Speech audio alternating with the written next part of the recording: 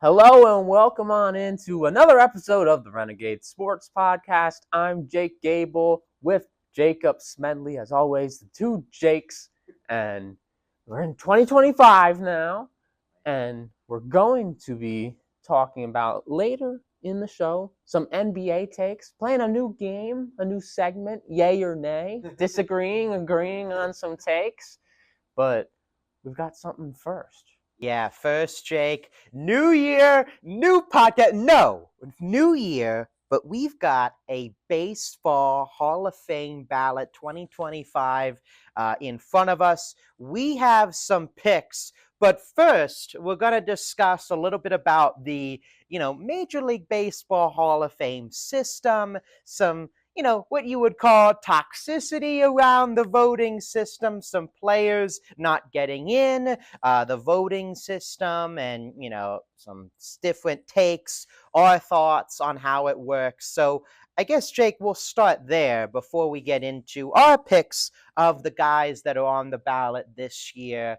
Like I mentioned, a lot of different opinions about who should be in, about the certain people given the right to vote guys in, the kind of the sanctity of the Hall of Fame that I believe and, can quote and check is one of the longest running of the professional sports in turn. I think it is. I'd have to imagine because it's one of the longest sports in general. So, of course, there's that sanctity involved of, there's this certain standard of player that we should be allowing in, even though now we're getting into so many different eras as time moves on. And I think, Jake, I guess I just want to start with your thoughts, because I have some thoughts as well. And there's been some articles written in recent years that have kind of gone over how social media has impacted the discourse and how, the personal fandoms have kind of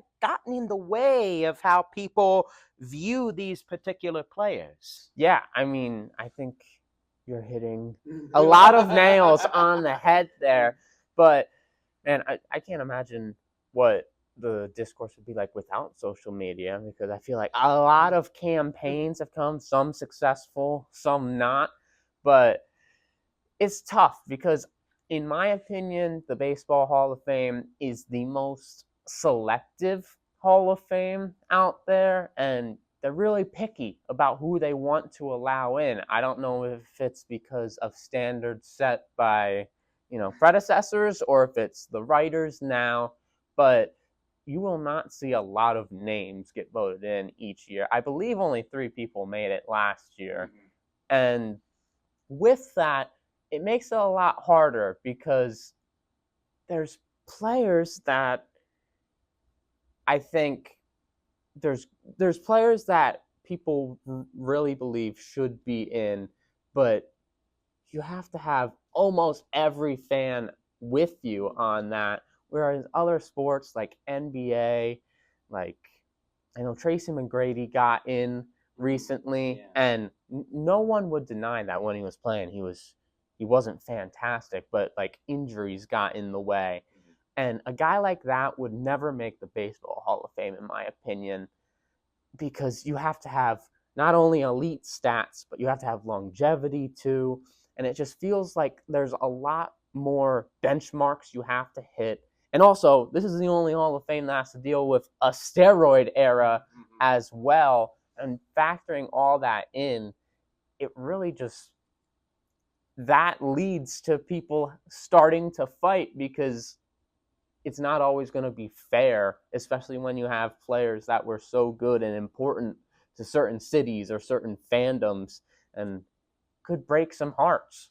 Yeah, and I think one point you brought up, Jake, when you were kind of going on there, was the analytics side of baseball. Yes. That has really taken over, the baseball reference, the WAR, the deep analytics that now, baseball, and now, as you mentioned, other sports have kind of been able to use to gauge what a player is worth. And that, as you mentioned, mixed together with people's, and I have here just kind of looking at going through the research of how people think. It's the psychological aspect of sports, which you can go all the way back to our first episode we did, going through our sports memories, detailing our connection and what did all of us bring up. The connection to the players that made the moment special and how we get into sports. And that leads to a lot of these discourses because people watch these guys for 162 games and, well, for other sports, different varying games, of course, but build these special relationships to that, hometown hero. That's almost like a movie character, and you build these connections and you have to put it on a scale with their stats, with their money, with any potential steroid use involved. So it is really kind of changed the viewpoint, and it's that scale that's balanced every single Hall of Fame season. So that I think is the crux of all of the discourse back and forth. Yeah, and it's tough just going back to another point, but like with cheating and everything, like Barry Bonds not on the ballot anymore. He's not a Hall of Famer, and whether you believe he should be or not, statistically one of the best players to ever do it. Whether those stats got inflated by his steroid use or not, I mean, you can't go in a time machine and find out, but there aren't other sports like that, and it just feels like sometimes there's asterisks on this. Are we really putting in the best players of all time? Sometimes it feels like there's some politics with it as well, like Pete Rose getting banned as well. I'm not even saying whether or not I disagree or agree on all those takes or not. We could talk on that forever, but it really feels like you need almost a campaign. Like if you're running for president, you need a campaign behind you. You need a fan base to lift you up to that. And you can't really have these, like black marks on your resume. You have to be a clean slate. Yeah, I think that's definitely something that all of these players on the ballot have to deal with. And you have the different, positions too that even go into it. Oh, this guy, played this well, but it's at this position. It's like, I mean, you can't control that. I mean, the players, especially after their career, I mean, I played this well at this position. I couldn't, control that as well. So I think it all goes in play. But Jake, I have another just passion that grinds my gears with these ballots, because there's so many names, and we even inside baseball here off camera discussed the different sports and their time limits for allowing guys to get in. Baseball, it is a 10-year kind of process for you to be on the ballot multiple years, and of course going back to Barry Bonds, after that 10th year didn't meet the 75% criteria.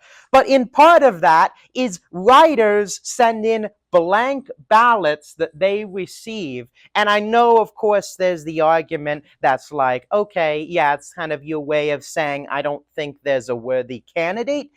But that also means that you're stalling and preventing maybe a guy that's on the cusp that a lot of people think could be in. And I feel like that's also what holds a lot of these guys out year in and year out, and puts these guys on the ballot and puts them through this yearly ringer of waiting and waiting to see. So my proposal, Jake, and feel free to let me know what you think on this as a way to kind of push and not fully restrict the freedoms here, is the writers, the people submitting the votes, get 10 votes. You can vote on 10 players at max, 10 of the eligible candidates.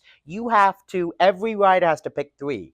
You have to pick 3. Yeah, minimum. You can pick as minimum of 3 and hand it back in, or you can pick as minimum of 10. That's so that, at least for guys that are first years, if you don't want to vote for the guy in their final year, just check it off on a guy that's in his first year. Maybe get the vote starting on that person if, he's a great player on his first year. Or, again, those votes could push a guy to that 75%, and you can get more players in that may limit the discourse. But I'm just not a fan of the blank ballots. That's just my thoughts, and not to get into any like political, ballots in that way as well, but blank ballots with the Hall of Fame. Yeah, that's an interesting proposal. I I agree and disagree. I do think if you truly believe that there's no one on the ballot worthy, I think you do reserve the right to send in a blank ballot. But I have never seen a ballot in my eyes that looks that way, you know? So when people do it, it is ridiculous because their standards are too high. For some reason, maybe there's a year that just no one good retires, and then you get like a group of guys that's just like, I'd hate to see like some people get votes, and all of a sudden we have some random guy that made one All-Star game get in somehow.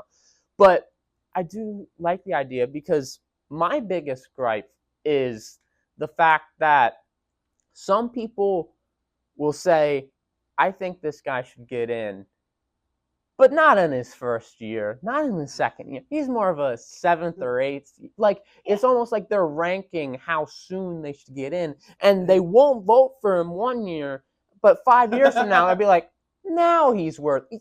If he either was worthy or he wasn't worthy. He hasn't played a game in that entire span. How can you say that he wasn't worthy? So that's kind of my thing, but your proposal might help with that, because if they're like, if I have to put him, like, sure, but I don't think he should be a first ballot Hall of Famer, that annoys me, because first ballot, second ballot shouldn't matter as much, because it just doesn't make sense. The guy hasn't played. You're not having that conversation when he's in the Hall of Fame. Like, it doesn't matter at that point. Exactly. Yeah. Well, I don't.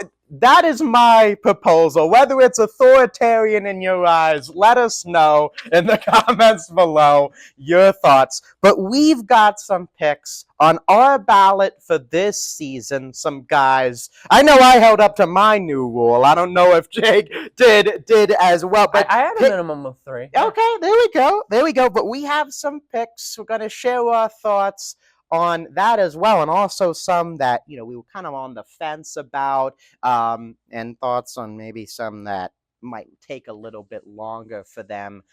Jake, do you want to go first? We could go back and forth. How do you want to kind of do this here? Maybe one at a time. One at a time, maybe, and then if you also have them, okay. And then if you don't, then we could talk about it a little bit. All right. My first, I'll go in order of like should be in and maybe on the fence. Gotcha. If this guy is not on your ballot, we're fighting. Ichiro Suzuki. Yes, he is on my ballot as well. He is the definition of a Hall of Famer. MVP, 3,000 hits.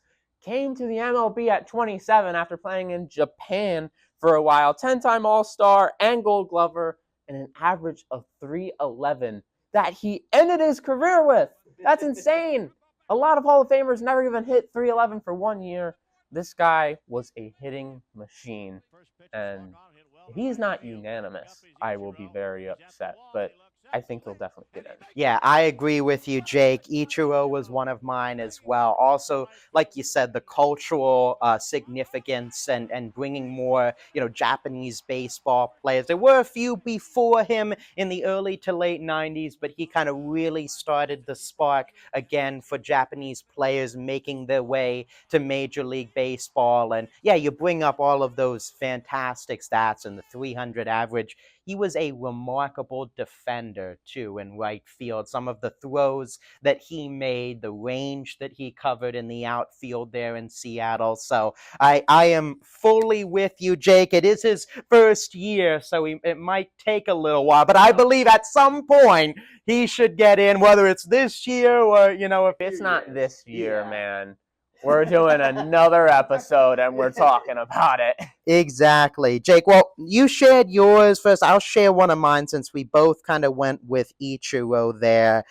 I'm going to go with Billy Wagner, and I know there might be some controversy. It is his final year. He is kind of right on the cusp from last year. He's got to get to that 75% threshold, but he has the second best ERA in the live ball era from closers. He's like right behind Mariano Rivera in a lot of postseason stats, including WHIP, which is runs and hits per inning pitched, ERA plus, 9 seasons of at least 60 games played, and he has over 900 innings pitched from a closer that relatively came in, the last inning or 2 innings, extra innings of a game. I think the durability, the all-stars from multiple different teams with the Astros, played for the Phillies, for the Mets, for the Red Sox in his final year as well, and the durability over a long period of time, I think, and is some stats that are comparable to already Hall of Fame closers. I have him in for me, Jake. Yep. I agree. I do have him in 8th all-time in saves, 7-time All-Star, one of the best closers of all time. I'm not sure how it took this long. This is a guy I can understand not putting in first year. Again, I hate that argument, but I can see some people not viewing him as a Hall of Famer. I don't think he's as surefire as like an Ichiro, but I agree he should be in the Hall of Fame, and he was also on my ballot. Wow, 2 for 2, Jake. Here we go. Okay. I'm curious how many you have. I'm gonna say my total right now. Okay.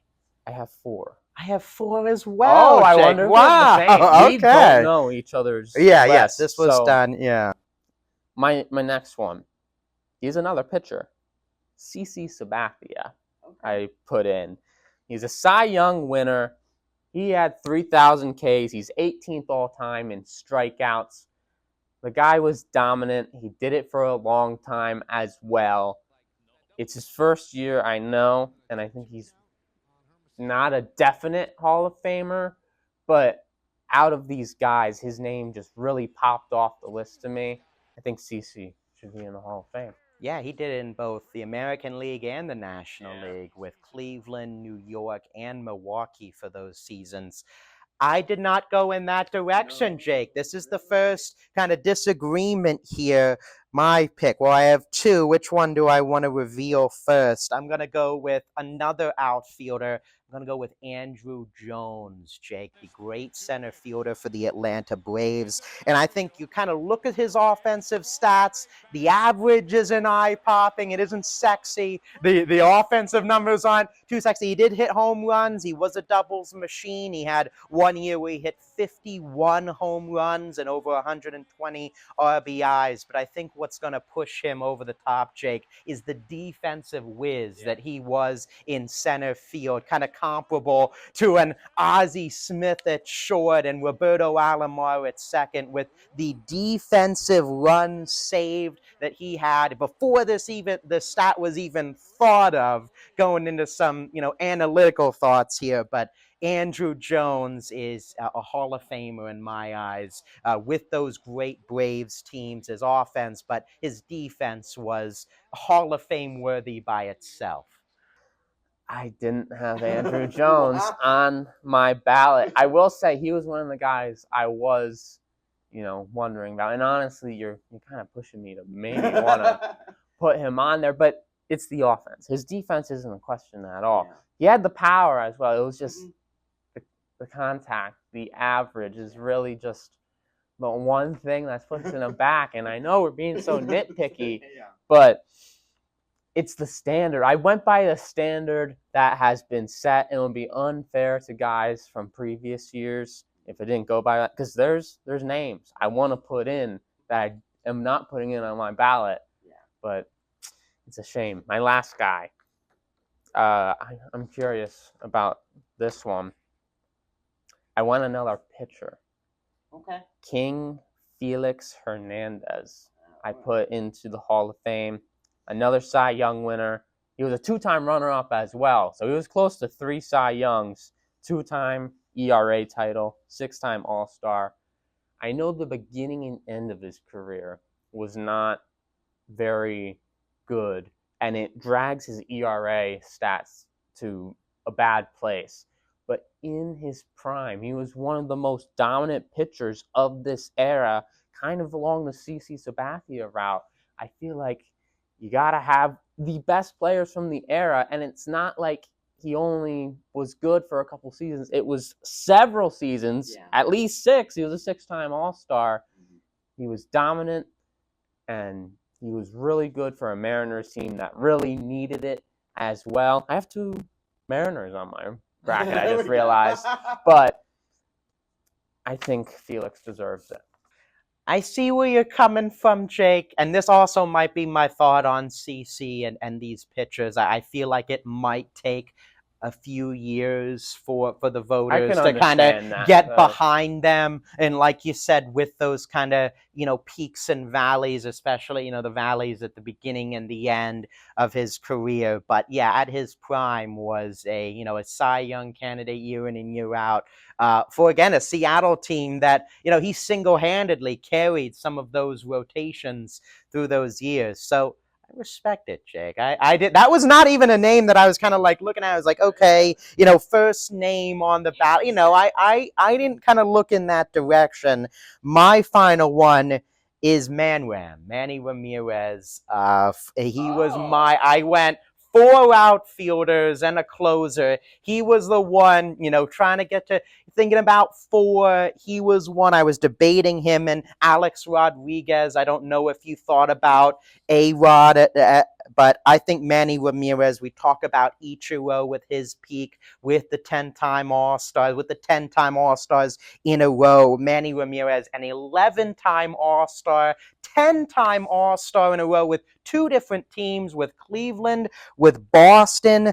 Had a stretch from 1996 to 2006 where he put up at least 4.1 WAR and was essentially averaging over 30 home runs, 100 RBIs in a season. I think his offensive peak gets a little, undervalued based on some other guys that were playing at the time, like A-Rod, like Jeter, kind of the tail end of, Sosa and McGuire there at the beginning when he was kind of starting and making a name for himself. So I think, again, you look at Andrew Jones, almost his antithesis here.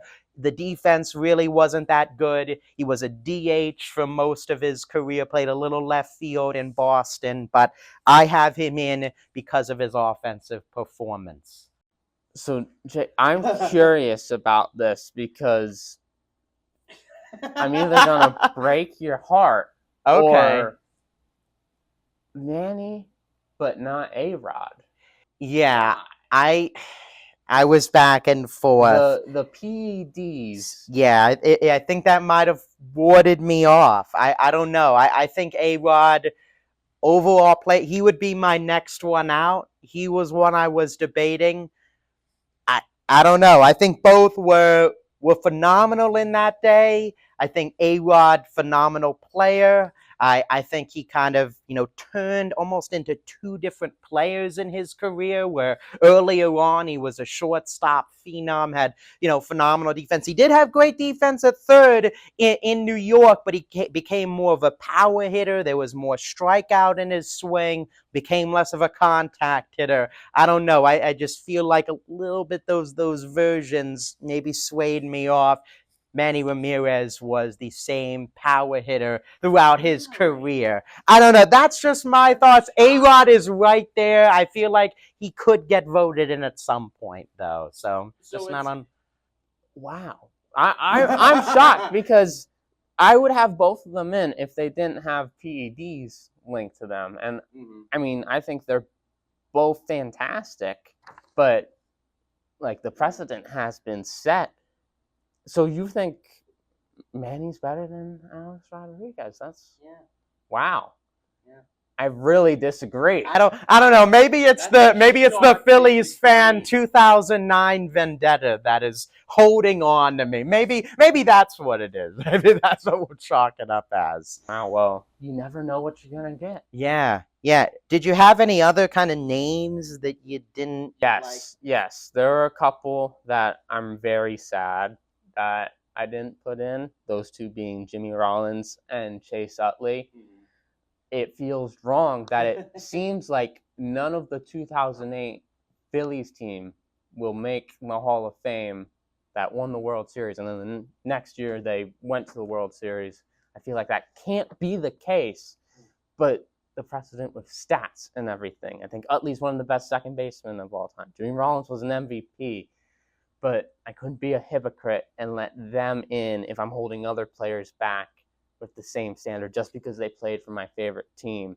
And also another guy who's the opposite of that, but David Wright was fantastic for the Mets for so long, but he's just on that edge for me. I think he was a little bit closer, but he just is missing like that one thing. I can't tell you what it is, but it's not Hall of Fame worthy. Yeah, there were all those injuries too that he had late in his career. Yeah, some other name, of course, mentioned A-Rod. Of I think Dustin Pedroia in his first year. Injuries. Yeah, he's another one. I think a name we didn't even bring up, just to kind of wrap up here, is Bobby Abreu, who's been on the ballot for years. It's not his final year yet, but just I think being held back because of just this maybe the different teams, maybe it's the stat decline at the end. I think he's one that, there's some guys that people just view better at his position. So I think he's going to be one of those guys that's just held out based on, people viewing, other players better at the position that he played. Yeah. I'm still upset about that Manny Ramirez pick, man. If you have him in, you got to have A-Rod in. This is why, man. Baseball Hall of Fame. Oh, gosh. So frustrating. And maybe why it's toxic, huh? Yeah, we're ready to fight about it. After the camera goes, Jake and I. We'll go to the parking lot afterwards and take out some of our anger. But no, I'm joking. Okay. Well, we've got another segment here that might invoke some anger. Okay. Jacob's about to be swinging back. NBA time. We're playing a game, yay or nay, with the NBA. Boom, rhyming a lot. We each have 3 statements that we're going to put out. We're going to say we agree with or disagree, hence the yay or nay. And we don't know each other's statements, but we're like, we might have the same one. That would be really weird, but it could happen. So I'll take the first one. I'll take my first one. Yay or nay, Victor Wembanyama is a top 5 player this season. Oh, man. This season, huh? This season. Just because I'm thinking of the other players that would be in that top 5 right now. You got Shea, you got Jokic. I think Giannis has been having a great season. That's so tough. Again, because you're looking at team record, other players.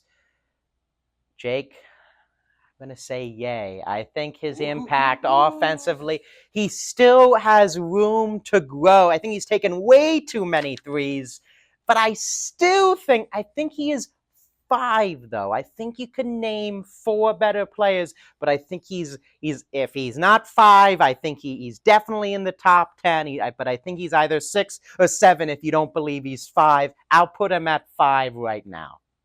What do you think? I actually said yay as well. If Luka didn't get hurt, he would be pushed out. Wembanyama is my 5, not in order. Jokic, Giannis, SGA, and Tatum, I think. Tatum is better than when I think he could pass him even by the end of this year. But Luka would pass him if he was still healthy. But he's been hurt a little bit. Yeah. But wow, Okay. Yeah. already a top 5 player. Yeah, that's a great first one to start, Jake. My first one is more about the league. The NBA should move the in-season tournament to later in the season, either the All-Star break or even, into March, like as a postseason prep. Heard it from a little bit of a discussion on another basketball podcast that I like to listen to as well, moving the in-season tournament to a later time in the season. Yay or nay? I'm going to say nay. I'm Okay. going to say nay because honestly, I feel like the whole reason it was invented was to make the early games mean something and get people to watch them and go to them. I think if you push them back, the playoff race is starting to heat up and everything. I think you have your draw and appeal to it. I like where it is because it's right in that NFL prime time of the year. I think if you got rid of it from where it is in the early part of the season, like there's just nothing to look forward to until like that Christmas Day game slate.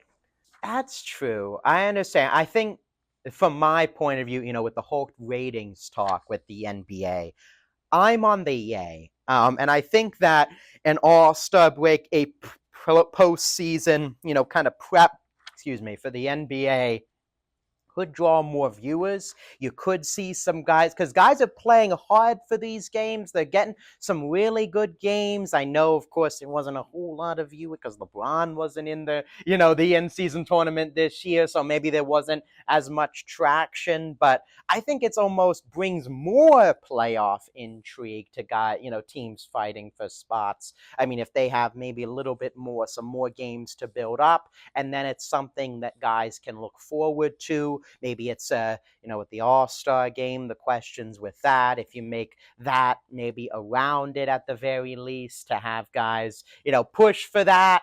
And then, so I think it would bring more excitement. I think it would bring some more excitement to the later of the regular season, because sometimes, again, you see teams just pack it in, especially teams that are, already in the playoffs. Maybe it gives some more incentive and brings that intensity that the playoffs bring, and maybe that one seed that plays through the in-season tournament already has that intensity that you would of the playoffs, and maybe you get a 7-game series because they're ready to play right out of the gate. I didn't know you were this passionate about the in-season tournament, but wow, I'm blown away. I'm a little shocked, but yeah. I don't know. I think that could help with the ratings, Jay. I think that could help with their issue. Maybe there. it could. Yeah. Maybe it could. One comment really quickly. Yeah. I just think it has nothing to do with the placement of it. Yeah. It needs to mean more to the fans. Yes. They've added player incentive to get them to play harder with the money incentive. What is the fans? Why are the fans going to be interested? Because I do not care if my team wins the in-season tournament. Yeah. I do not care if they even made that bracket. Mm-hmm. You need to add some sort of fan thing. Championship, you get the parade, you get the bragging rights and everything. There needs to be some sort of fan appeal. I don't know what that is, but could be interesting to add. All right, I'll go with my second one. Okay. This one hurts to say out loud. We will never see prime Joel Embiid again. Yay or nay? Yay. Unfortunately, yay. Jake is in pain over there. Yeah, I think the amount of injuries that he has sustained, I think that you can even see it when he's played this season, even though he's putting up, 25 to 30 points still, getting close to double-digit rebounds. The jump is no longer there. There was some time where he had to get used to, some lift-off with his shot, again, getting the same arc into his same spots. Yeah, I think that MVP level Joel Embiid is behind us, and he just has so many injuries now that he has to kind of play through, is conscious of, and that's just taking a toll on him. Yay. The least emphatic yay of all time, but everything you just said, it's possible he can still play at an all NBA level, I think, but one of the top MVP candidates, I just don't see it happening. He is just so injured, and it's not even his fault, but it's like the Kawhi route, you know? Yeah. I know that if Kawhi was healthy, he would be dominant, but Embiid, I think he's there. I think he's there, sadly. And it hurts. Yeah, my second one, Cade Cunningham is a top 3 point guard in the Eastern Conference, not in the league. I'll put it in the Eastern Conference. Malik Beasley, the other game, said Cade Cunningham is one of the best point guards in the league in a post-game presser. I limited it to the Eastern Conference because you have Brunson, you got Lillard, you got LaMelo, Trey. I think he is third the way he's playing right now, behind Lillard, behind Brunson. Yay or nay? Okay, yeah, I need to just think about the point guard. Brunson's ahead of him. Lillard's still ahead of him. It's him, Trey, and LaMelo. If LaMelo had more of a winning team, he might have an argument. But Cade's playing really good this year. Him and Trey. Playoffs, I think right now, playing in the regular season, Cade Cunningham, yay, is top 3. But I need to see him in the playoffs, you know? Because I'd rather have Trae Young when it matters most, because he's proven he can play with ice in his veins. So a half yay, a half yay. Yeah, I think I'm there. He's bumped up the assists. The points have gone up. The efficiency has gone up. He's got his team in the play-in for the first time, we've said, for Detroit in a long time. Still with a group of veterans. You know, you got our old friend Tobias Harris there. Got some other young pieces. But, you know, he is taking that jump in my eyes. And yep, that's why I made that. I think he is getting there to that point where a few years we could be talking about him as the best in the East. I think we could get to that. It's definitely possible. All right, my last one. A team not named the Thunder will win the Western Conference. Yay or nay? I was thinking about this too when I was making these. If I should make one on the conferences, of course, the Thunder and Cavs both kind of in control right now. Thunder or the field, essentially, and I'm gonna say, yay to the field. I think yay to the field. Yeah. The Thunder team has been very good, and their defense has been the best in the league, and it really hasn't been too close. Like with them and the Magic, the second best defensive team in the league. But I don't know, there's just something different about playoff basketball, and we haven't seen it yet from the Thunder. You just bring up Trae Young with his, playoff performance. Haven't seen it yet for the Thunder. And there's teams like the Nuggets. Even, if the Clippers get healthy, you got some other veteran teams in there that have been through the playoffs, that have gone, a long way. The Mavericks, if everyone can get healthy down the stretch.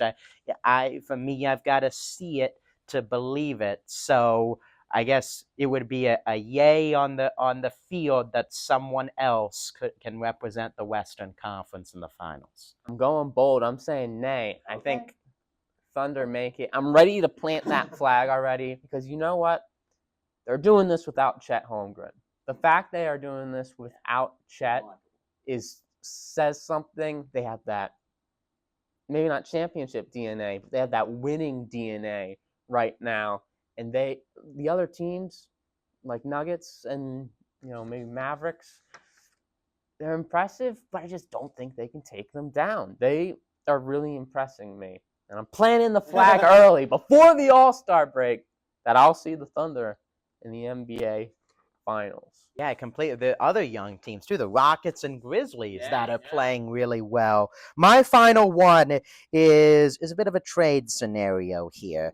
The Phoenix Suns will trade for Jimmy Butler and finish with a top 6th seed in the West. They are sitting at 10 right now, 20-20. They are the most rumored destination for Jimmy Butler, who wants out. I have them making the trade for him and finishing with a top 6 seed. They are 2 games out of the 6th seed, which the Lakers hold at the current moment. Yay or nay? I'm going to say nay. Okay. I think if they got him somehow, I think the other part would stand true and they'd be a top team in the West. But I don't see the trade happening to the Suns. I don't know where he's going to go. I've heard the Rockets as well. I could also see Pat Riley just being grumpy and just being like, sit on the bench all year. I don't care. But I don't think the Suns financially are going to be able to do it. You'd have to move Beal's contract somehow. Yeah. And I'm pretty sure he has a no trade clause. I don't know if he'd want to leave. He is coming off the bench. I don't know. It's possible. It's possible. But I think there's just too many factors going into that. I'm going to have to say nay. Yeah, I'm just gonna say yay because I want to see it happen. I want to see them get it done. There's been some pushing on both end. Jimmy, it sounds like he wants to go there. It sounds like the Suns want to bring him in. They have no picks to make it happen. They'd have to move multiple salaries, multiple players. Might deplete their depth that they've kind of tried to rebuild the past few years after the Durant and the Beal trades that have traded multiple players away. But I want to see it happen. I want to see a Devin Booker, Kevin Durant, and Jimmy Butler, tandem going on. I think if it did happen, also another factor is Jimmy Butler's not a huge regular season player, so I don't know if that would even be able to move them into the 6th seed as itself. But I'll say yay, because I want to see it happen. I want to see that intrigue adding to the Western Conference that we just talked about. Yeah, I like this. I give yay or nay a yay. Yay. That was great. Yeah. That was great. Well, man, this was a passionate episode. Let me tell you that. We set ourselves on a time limit, and we went over it. So editing's going to be fun for sure. But we're going to have to wrap up now because we're reaching that limit. So thank you very much for watching this episode of the Renegade Sports Podcast. Yeah, and stay tuned for more shorts. Unfortunately, with the TikTok ban that may be going into place. Think it's banned or not? I think so. Yay. I'm going nay. It's gonna make a comeback. 3-1 finals comeback. Block at the end for TikTok's gonna stay. But if it does, we still have other shorts that we're gonna be posting. Still gonna have content, short videos. So keep an eye out on Instagram, on YouTube, hopefully TikTok as well, that it stays around. Yeah, and make sure to like, subscribe, ring that bell. Want to watch more of us? Of course you do. Why wouldn't you want to look at these beautiful... Yay to us. But also it would help the channel out, so we'd really appreciate it. But all that being said, great episode. But me and Jacob have to go because we have to fight in the parking lot now. For Jacob Smedley in the left ring of the ring. Wait, on the left side of the... For Jacob Smedley, I'm Jake Gable. Thanks for listening to my terrible boxing analogy and the Renegade Sports Podcast. We'll see you next time.